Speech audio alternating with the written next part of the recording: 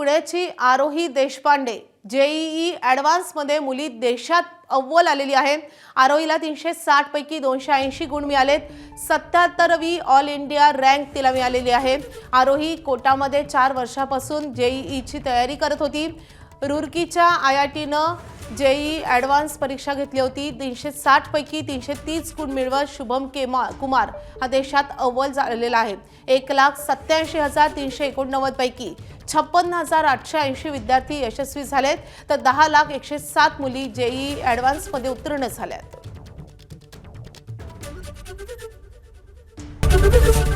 ABP माझा, उघडा डोळे बघा नीट।